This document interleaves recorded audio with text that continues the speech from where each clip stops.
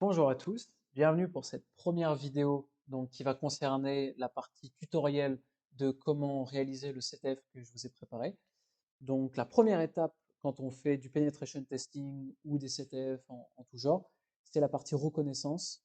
Donc on va découvrir un petit peu qu'est-ce que c'est que la reconnaissance, comment l'effectuer, qu'est-ce qui est intéressant de repérer sur une cible, etc.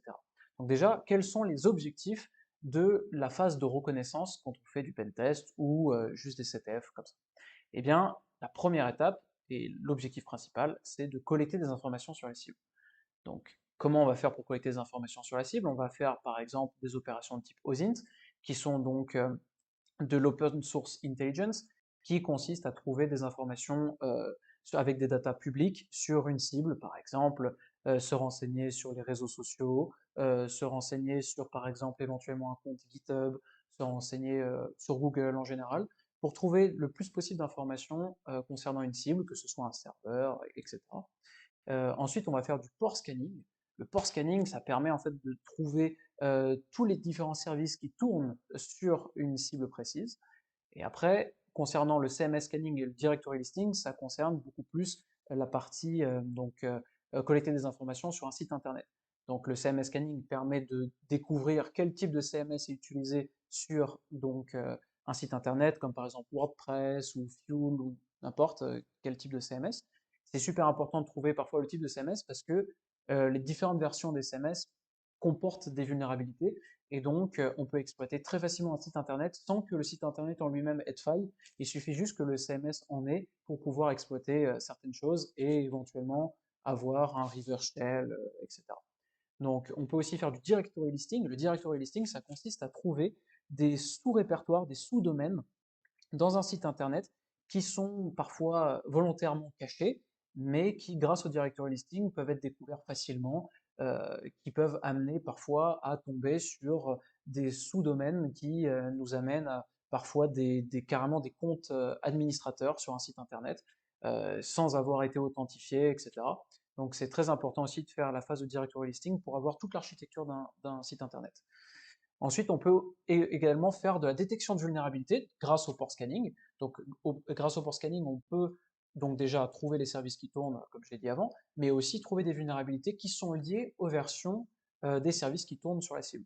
Et aussi, on peut utiliser des Web Vulnerability Scanners, comme par exemple OWASP-Zap ou Burpsuite, ou des outils un peu plus poussés, comme par exemple Nessus, qui permettent de trouver des failles à l'intérieur du site internet, comme par exemple du cross-site scripting, du CSRF, des injections SQL en tout genre, etc. On va en parler dans une autre vidéo des failles web et plus particulièrement des injections SQL. Mais donc voilà, c'est important de voir aussi que dans la partie reconnaissance, on peut aussi trouver des vulnérabilités, que ce soit liées au site internet ou aux services qui tournent sur la cible. Donc là, on va voir un petit peu déjà le schéma de à quoi ressemble en fait euh, bah, le réseau sur lequel peut tourner par exemple une cible. Donc déjà, eh bien, on va avoir la cible qui est ici. Donc moi, dans le cas du CTF, je vous ai fabriqué une machine virtuelle qui représente un Ubuntu serveur. Donc c'est un serveur qui tourne donc avec un OS Linux et distribution Ubuntu et qui a différents services qui tournent dessus. Donc ce qui se passe, c'est que pour que ces services-là euh, puissent être, euh, euh, puissent être exposés en fait sur le web, eh bien on utilise donc des règles de firewall qui permettent d'autoriser certaines connexions vers des ports. Donc par exemple FTP c'est le port 21, et bien le firewall dedans je lui ai mis une règle qui dit que j'autorise les connexions vers le port 21 pour tout type d'adresse IP, etc. Donc n'importe quel utilisateur peut en fait avoir accès à ce service-là qui tourne sur le port 21. On peut avoir aussi des connexions SSH qui sont des connexions qui permettent en fait d'avoir accès directement au serveur. Donc en gros, c'est une remote connection. On peut avoir aussi des bases de données, avoir un site internet qui tourne. Et bon, par exemple, dans le cas d'un site internet, en plus du firewall, généralement, on rajoute aussi un WAF, un Web Application Firewall, qui permet en fait de filtrer certaines requêtes, par exemple, essayer de bloquer des injections SQL, bloquer des actions qui pourraient sembler être frauduleuses. Donc voilà, donc c'est une surcouche, on va dire, de protection. Et donc, ce réseau-là, en fait, va être exposé via un routeur donc, pour avoir accès à Internet. Et vous, depuis chez vous, en fait, vous allez avoir accès donc, à Internet via aussi un routeur, que ce soit votre box ou n'importe, votre téléphone qui fait un partage de co, n'importe, eh bien, vous allez pouvoir directement vous adresser au réseau en passant d'abord par le firewall qui autorise les ports et donc avoir accès à ça. Donc, la question qu'on se pose quand on fait la partie reconnaissance, c'est en fait, qu'est-ce qu'on cherche? C'est super, on a des services qui tournent sur une cible, mais concrètement, on en fait quoi? Eh bien, ce qui est intéressant de trouver en fait quand on fait de la phase de reconnaissance, en tout cas dans le cadre d'un CTF, c'est déjà de trouver par exemple des sites internet donc, qui tournent sur le port 80 pour le HTTP ou 443 pour du HTTPS. Ça, c'est important d'en trouver. Pourquoi? Parce que avoir un site internet, ça veut dire que potentiellement il peut y avoir des failles web sur le site. Donc ça peut être intéressant d'aller jeter un coup d'œil au site internet qui tourne sur notre cible. Aussi, trouver des serveurs FTP, c'est aussi assez intéressant parce que en fait, un serveur FTP, c'est un serveur qui permet de partager des fichiers.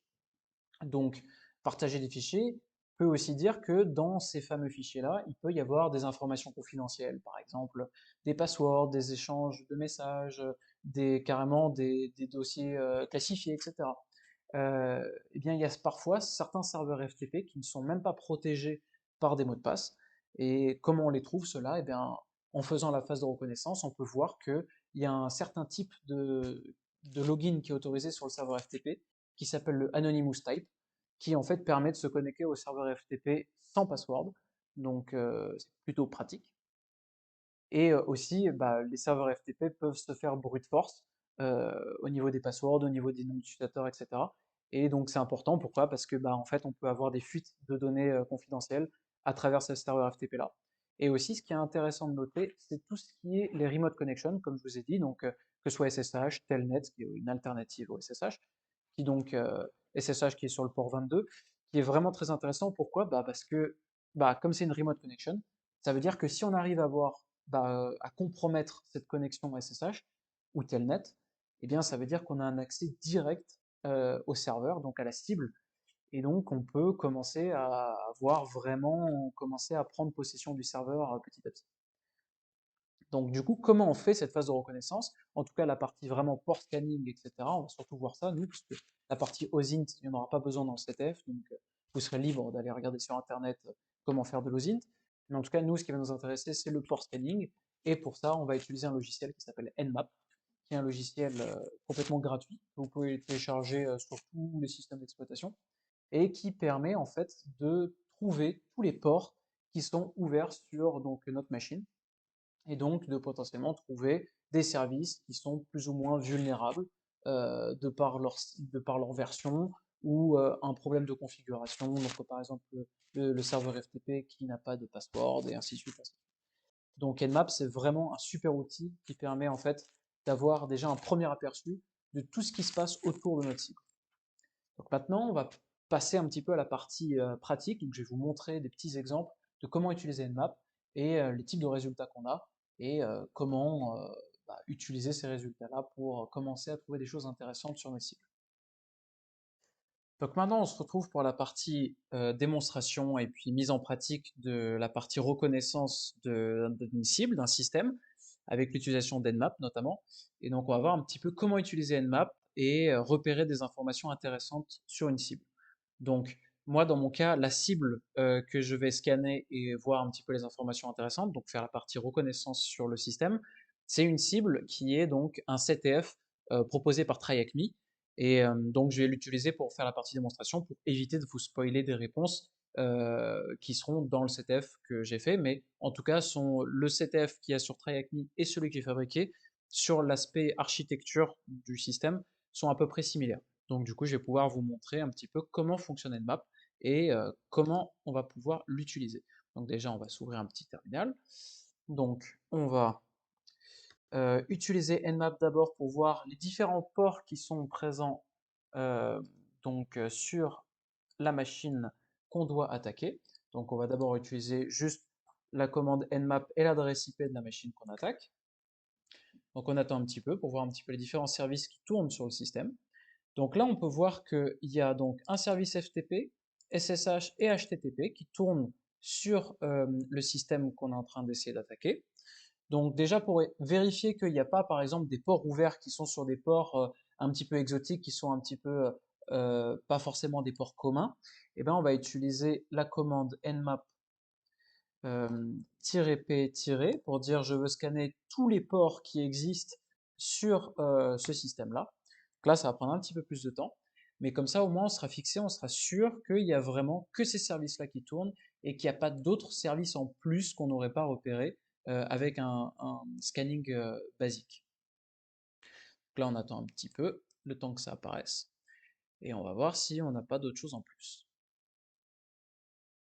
Donc c'est parfait, on voit qu'on a exactement le même résultat que quand on fait un scanning normal. Donc ça veut dire que vraiment les seuls ports, les seuls services qui tournent sur notre système sont vraiment ces trois services-là, donc un service FTP, du SSH et du HTTP.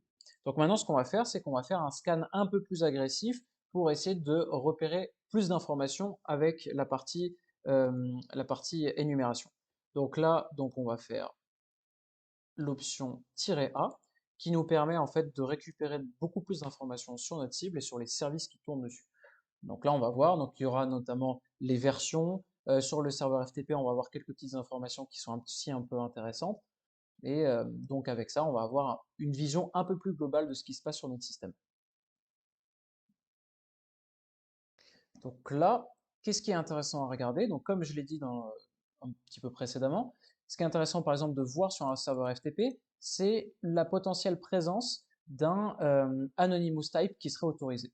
Donc là, on voit que le serveur FTP autorise le type Anonymous, donc ça veut dire qu'on peut se connecter au serveur FTP sans aucun password, juste avec le login Anonymous.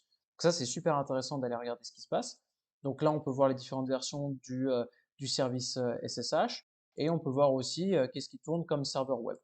Donc là, pour le moment, nous, on ne va pas du tout s'occuper de la partie web et SSH, on va se concentrer sur ce qui se passe sur le serveur FTP. Donc on a vu qu'il y a le type Anonymous qui est autorisé sur le serveur FTP, donc on va se connecter au serveur FTP sans password. Donc on va utiliser la commande FTP avec l'adresse IP. Donc là, il va nous demander le nom d'utilisateur, donc nous, ça va être Anonymous, puisqu'il est autorisé sur le serveur. Et donc là, on voit que je suis connecté au serveur FTP sans avoir entré aucun password. Parce que là, on le voit en login successful. Donc là, c'est parfait. Donc là, on va essayer de lister un petit peu qu'est-ce qu'il y a sur le serveur FTP. Là, on voit que quand on fait ça, eh bien, il entre dans ce qu'on appelle le passive mode. Donc, c'est exactement ce qui va aussi être sur le setf que je vous ai préparé. Donc, ce qu'on va faire dans un premier temps, c'est désactiver le passive mode sur le serveur FTP. Donc pour ça, déjà, on va faire CTRL-C pour sortir de là. Et on va taper la commande passive qui permet d'éteindre le mode passif sur notre serveur FTP. Et maintenant, on va pouvoir lister directement ce qui se passe un petit peu dans le serveur FTP. Donc on voit qu'il y a deux fichiers dessus, par exemple. Et donc là, ce qui est intéressant de faire, c'est de en fait, les télécharger et les avoir sur notre machine locale pour pouvoir faire des choses. Donc là, on va utiliser la commande get. Donc get, là dans notre cas, ça va être lox.txt. Donc là, on voit que ça y est, je l'ai téléchargé. Et je vais aussi télécharger task.txt, qui est présent sur le serveur FTP. Hop. Donc voilà, maintenant on a téléchargé les deux fichiers qu'il y avait sur le serveur FTP. Aussi, ce qui est intéressant, par exemple, quand on fait de l'exploitation d'un serveur FTP, par exemple, dans le cas où on a un site web qui serait directement relié au serveur FTP, par exemple pour afficher des images, etc. Donc des images qui seraient sur le serveur FTP et qu'on veut afficher sur un site web et qu'on fait un lien entre les deux, si on arrive à se connecter sur le serveur FTP, ce qu'on peut faire, c'est qu'on peut upload un fichier, par exemple, de Rivershell dans un langage, par exemple PHP ou n'importe. Et donc, l'upload sur le serveur FTP, donc ça veut dire que notre site web va aussi avoir accès à ce Rivershell qui est PHP, juste se connecter sur le directory du serveur FTP à partir du site web, double-cliquer sur le Rivershell et donc avoir une remote connection directement sur le serveur. Dans notre cas, ça va pas du tout être ça qu'on va faire, mais c'est une idée par exemple d'exploitation d'un serveur FTP. Donc là, on va sortir du serveur FTP avec la commande exit. Voilà, donc là on va vérifier que j'ai bien mes deux fichiers. Donc voilà, j'ai mes deux fichiers qui ont bien été téléchargés. Là on peut les afficher. Donc voilà, et on peut aussi afficher les deux. Donc du coup, là, on a vu que juste avec une petite énumération avec Nmap, on a pu trouver des informations intéressantes, comme par exemple une information concernant le serveur FTP qui nous permettrait de se connecter sans password à ce serveur, et donc récupérer des informations qui sont plus ou moins confidentielles.